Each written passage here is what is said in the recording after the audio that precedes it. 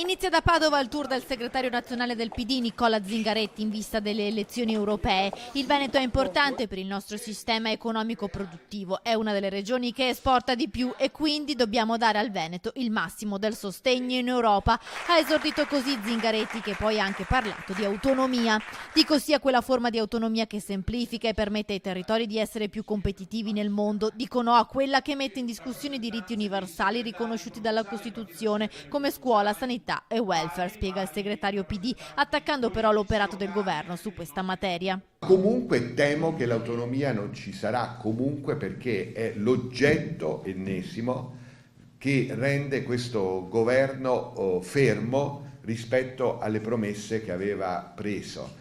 Noi ci siamo impegnati anche per superare questa situazione di stallo a mettere in campo in breve una idea di ipotesi di riforma basata sull'autonomia che possa mettere d'accordo sia il presidente Zaia, che quello dell'Emilia Romagna, che i presidenti del Mezzogiorno. A Padova è arrivato anche Achille Variati, che dopo la chiusura delle liste per le europee è il primo tra i veneti con la sua quarta posizione. Vorrei lavorare per un'Europa che si ponga come obiettivo i bisogni reali dei cittadini, a iniziare da quel diritto fondamentale che è quello del lavoro. C'è anche il tema delle banche.